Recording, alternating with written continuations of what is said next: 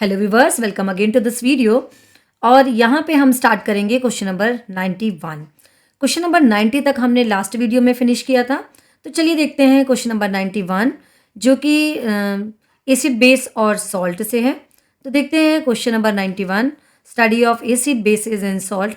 Some general rules for the solubility of salt in water are listed. कुछ general rules हैं जो कि solubility of salt के बारे में बताया है। Carbonates are insoluble. कार्बोनेट क्या होते हैं? वाटर में इनसॉल्युबल होते हैं except ammonium carbonate, potassium carbonate and sodium carbonate. ये तीनों कार्बोनेट जो हैं ये वाटर में सॉल्युबल होते हैं और सारे कार्बोनेट्स जो मेटल के कार्बोनेट हैं वो सारे इनसॉल्युबल होते हैं। तो ये हो गया first statement. Second, chlorides are soluble except lead chloride and silver chloride. Chloride जो हैं सारे सॉल्युबल होते हैं, किसको छोड़ करके? केवल लेड क्लोराइड को और सिल्वर क्लोराइड को छोड़ करके। नाइट्रेट्स आर सॉल्युबल, कोई भी इसमें एक्सेप्शन नहीं है। Sulphates are soluble, sulphates are soluble except barium sulphate, calcium sulphate and lead sulphate. तो चलिए आप देखते हैं which substances produces an insoluble salt when aqueous solution of them are mixed, justify your answer. तो यहाँ पे ये जो ए बी सी डी है इसमें दो सॉल्ट दिए हैं, इनके एक्वस सोल्यूशन को अगर हम मिक्स टुगेदर दोनों को एक दूसरे में मिलाते हैं तो बनने वाला जो सॉल्ट है क्या वो सॉल्युबल होगा वाटर में कि नहीं सॉल्युबल होगा, हमें ये बताना है। यहाँ पे कुछ स्टूडेंट्स ये गलती करते हैं कि हम डायरेक्ट इन्हीं को चेक कर लेते हैं, लेकिन हमें ये देखना है कि copper nitrate and magnesium nitrate, अब यहाँ पे इन दोनों को अगर मैं मिक्स करूँगी तो क्या बनेगा? यहाँ पे बनेगा कैल्शियम क्लोराइड और बनेगा magnesium nitrate. Calcium chloride and magnesium nitrate. तो क्या ये इनसॉल्युबल है, ये चेक करते हैं। तो देखिए यहाँ पे कि कैल्शियम क्लोराइड क्या बता रहा है? क्लोराइड्स आर सॉल्युबल, सारे क्लोराइड सॉल्युबल होते हैं, किसको छोड़ के? लेड क्लोराइड और सिल्वर क्लोराइड। तो ये तो हमारा कैल्शियम क्लोराइड है, मीन्स सॉल्युबल होगा। और all nitrate are soluble, means ए जो है हमारा ये आंसर ये करेक्ट नहीं हो सकता। सेकेंड देखते हैं अपन, zinc chloride and ammonium nitrate. Zinc chloride और अमोनियम नाइट्रेट दोनों को अगर मैं मिक्स करूंगी तो डिस्प्लेसमेंट रिएक्शन होगी और देखते हैं क्या बनेगा। जिंक नाइट्रेट बनेगा ZnNO3, means all nitrate are soluble, means ये सॉल्युबल होगा। और यहाँ पे बनेगा अमोनियम क्लोराइड NH4Cl। तो ये अमोनियम क्लोराइड भी सॉल्युबल है, केवल कौन से सॉल्युबल नहीं है? लेड क्लोराइड और सिल्वर क्लोराइड। थर्ड देखते हैं अपन, silver nitrate and zinc chloride. Silver nitrate और जिंक क्लोराइड को चेक करते हैं। तो सिल्वर नाइट्रेट पे यहाँ पे बनेगा हमारे पास AgCl बनेगा। और क्या बनेगा? Zinc nitrate ZnNO3 whole twice, ZnNO3 whole twice. तो AgCl मीन्स सिल्वर नाइट्रेट, ये जो है मेरा इनसॉल्युबल रहेगा। चलिए फोर्थ भी चेक करते हैं, फिर लास्ट में आंसर करते हैं। Potassium carbonate and sodium sulphate.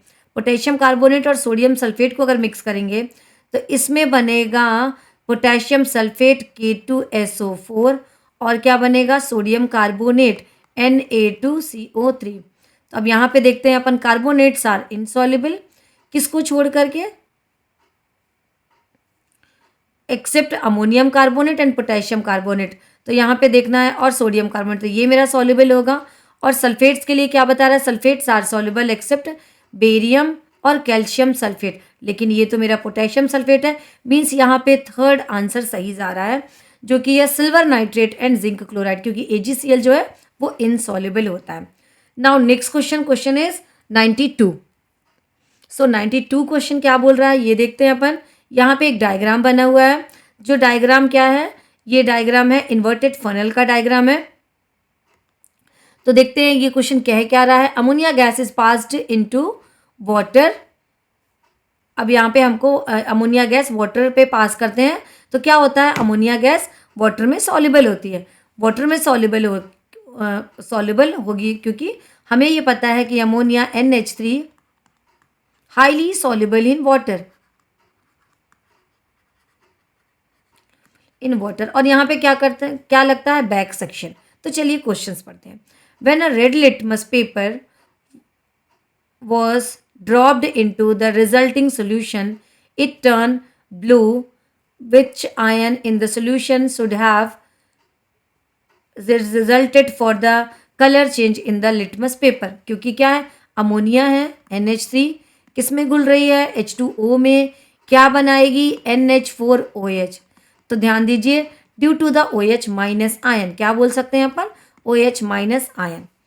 Next question, why is funnel kept in an inverted position, inverted position पे क्यों देते हैं, to prevent the back suction, to prevent back suction, back suction through increasing the area of the funnel, क्योंकि हमने क्या कर दिया, inverted funnel लगा दिया, through increases area of the absorption. भाई अगर क्या होगा, यहाँ पे बैक सेक्शन लगता भी है तो ये एरिया क्या है, हमने लार्ज कर दिया, so due to increasing the area back suction यहाँ पे कम लगेगा। अब अपन देखते हैं नेक्स्ट क्वेश्चन। नेक्स्ट क्वेश्चन अपन ने किया 92। Now next question is 93। तो चलिए देखते हैं question number 93। So question number 93 study of compound का क्वेश्चन है और एप्लीकेशन बेस्ड क्वेश्चन है। In the Haber process the optimum yield of ammonia is obtained when a temperature of 450 degree Celsius to 500 degree Celsius, a pressure is 200 atmospheric, in iron catalyst and promoter molybdenum is used. ये हो गई equation. क्या बोल रहा है ये, how and why would the yield of ammonia be affected if the temperature was raised to 600। Suppose अगर temperature, how and why would be yield of ammonia be affected, अगर हम टेम्परेचर को 600 डिग्री सेल्सियस कर दें तो ammonia का जो production है वो कैसे इफेक्टेड होगा, हमें ये बताना है। तो ये कैसे इफेक्टेड होगा कि अमोनिया N2 और H2 क्या हो रहा है, बन करके अमोनिया बनाते हैं, लेकिन अगर हम टेम्परेचर को ज़्यादा कर देंगे तो अमोनिया ब्रेक होके रिवर्स रिएक्शन देने लगेगी, रिवर्स रिएक्शन देगी और ये अमोनिया ब्रेक होके नाइट्रोजन और हाइड्रोजन को बनाएगा और इस तरीके से जो अमोनिया की यील्ड है वो हमको इफेक्ट होगी, मीन्स वो कम हो जाएगी। Now next is the question number 94। Organic chemistry का क्वेश्चन है और डायरेक्टली अंडरस्टैंडिंग क्वेश्चन है। Give the structure formula of the name of organic product formed when equal volume of methane and chlorine react together. दोनों को react करने पे जो compound बनेगा उसका हमको स्ट्रक्चर फॉर्मूला बनाना है। तो देख लेते हैं पहले क्या बोल रहा है ये, अमोनिया मीन्स CH4 को क्या देंगे, HCl, HCl दिया हमने, क्या बन गया, equal amount of methane and chlorine react together, तो यहाँ पे CH3Cl बना और बनेगा HCl। तो हमें बताना है CH3Cl का structure formula,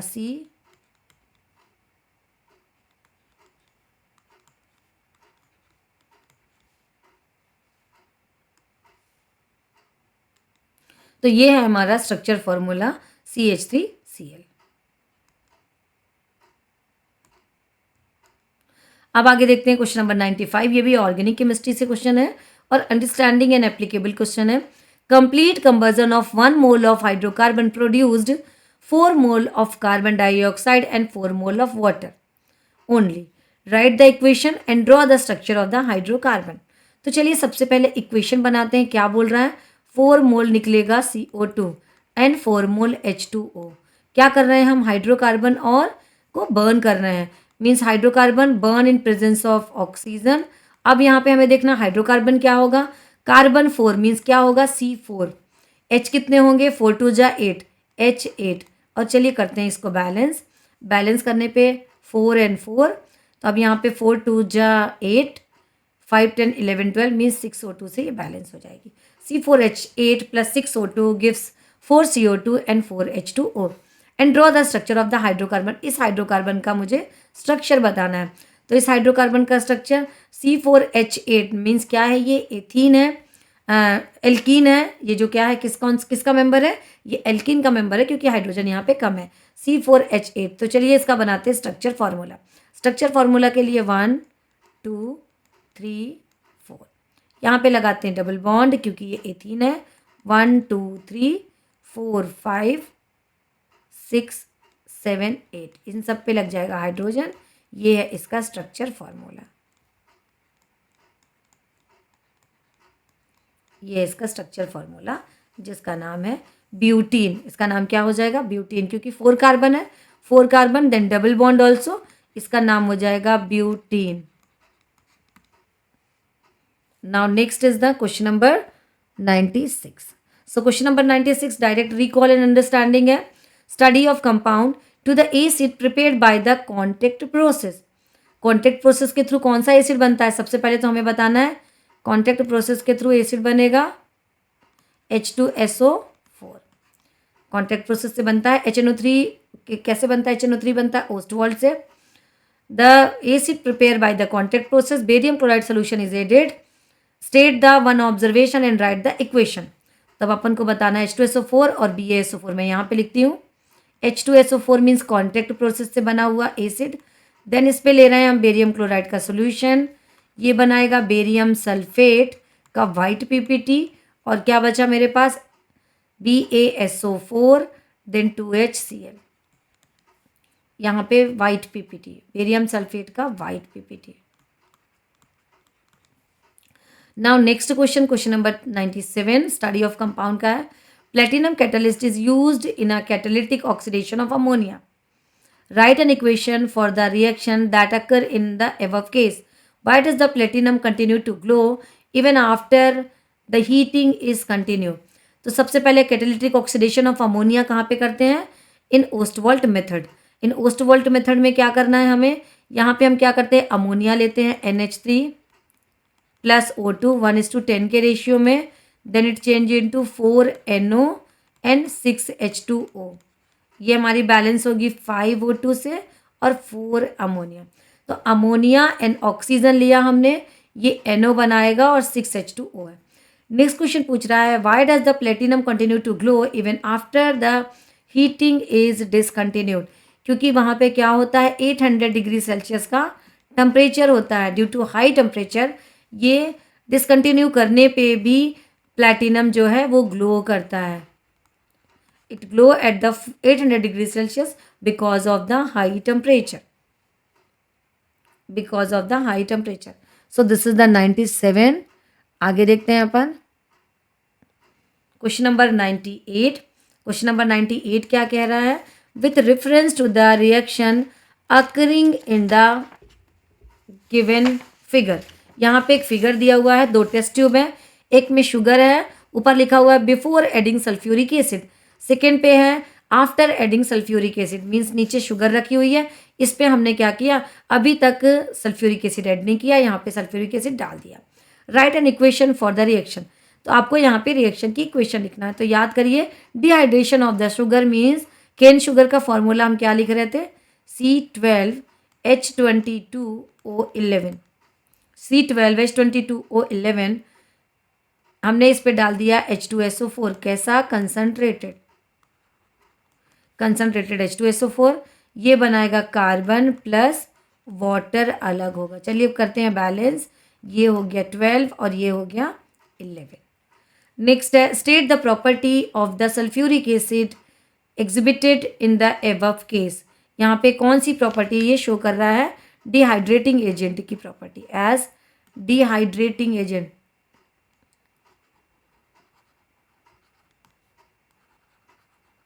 as dehydrating agent. Now next is the question number 91. देखते हैं क्वेश्चन नंबर 91 क्या कह रहा है.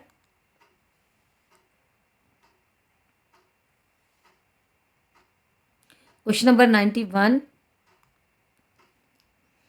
स्टडी ऑफ कंपाउंड का क्वेश्चन है. Brown ring test is used for the identification of the nitrate ion. Yes पता है हमें क्योंकि HNO3 का टेस्ट है. HNO3 में नाइट्रेट आयन होता है. Why is freshly prepared ferrous sulphate solution used in the above test. तो सबसे पहले समझिए कि ब्राउन रिंग क्या होता है. ब्राउन रिंग में एक टेस्ट ट्यूब लेते हैं. टेस्ट ट्यूब में हम डालते हैं HNO3 और फ्रेशली प्रिपेयर्ड फेरस सल्फेट का सोल्यूशन. फिर यहाँ पे हमने क्या किया? दूसरी टेस्ट ट्यूब में क्या लिया? कंसनट्रेटेड H2SO4 डाला और इसकी वॉल से यहाँ पे हम H2SO4 डालते हैं. जहाँ पे ये मिक्स होता है यहाँ पे बनता है ब्राउन कलर की रिंग. इसी को ब्राउन रिंग टेस्ट बोलते हैं. तो क्या पूछ रहे हैं कि ये फ्रेशली प्रिपेयर्ड फेरस सल्फेट हम क्यों लेते हैं? बिकॉज अगर हम फेरस को बहुत देर तक इसके सॉल्ट को बना छोड़ देंगे तो ferrous means Fe2 plus change into Fe3 plus. Ferrous change into ferric ion और ब्राउन रिंग टेस्ट हमें नहीं मिलेगा. It will not give the brown ring test. What is the chemical name of the brown ring? Brown ring का chemical name हमको बताना है. इसका chemical name है nitroso ferrous sulphate. Nitroso ferrous sulphate, formula is FeSO4.NO। लिखेंगे nitroso ferrous sulphate. Now next question is question number 100। तो चलिए देखते हैं क्वेश्चन नंबर 100 क्या कह रहा है। So question number 100, Ravi heated 367.5 kClO3 in a test tube. The decomposition of potassium chlorate took place according to the equation. According to the equation, 2 kClO3 gives 2 KCl and 3 O2. तो अपन को क्या निकालना है? Volume of the colourless and odourless gas liberated during the experiment. तो यहाँ पे हमको experiment में बताना है कि ऑक्सीजन कितनी निकली। सेकेंड बताना है the weight of residue left behind the test tube. तो चलिए देखते हैं, बताते हैं कि क्या है इस पे। सो क्वेश्चन नंबर 100 यहाँ पे बता रहा है, तो चलिए इसको हमको सॉल्व करना पड़ेगा। इसके लिए मैं ले रही हूँ यहाँ पे एक ब्लैंक पेज। यस, ये ब्लैंक पेज, इस ब्लैंक पेज पे चलिए हम साफ क्वेश्चन करते हैं। यहाँ पे दिया हुआ है मास ऑफ KClO3 367 ग्राम और मोलर मास ऑफ KClO3 का होता है मोलर मास ऑफ 122.55, क्योंकि पोटेशियम का वेट लेंगे, क्लोरीन का वेट लेंगे और 3 ऑक्सीजन का वेट लेंगे। तो ये आया हमारे पास KClO3, ये आया इसका मोलर मास।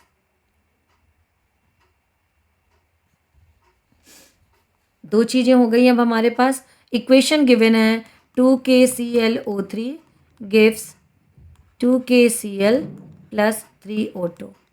तो यहाँ पे मोल का फॉर्मूला होता है given mass upon molar mass, given mass upon molar mass, molar mass.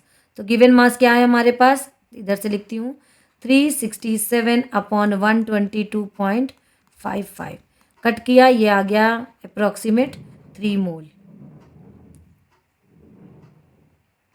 Approximate 3 मोल। अब यहाँ पे KClO3 produces 3 mole of O2। बता सकते KClO3 form 3 mole of O2।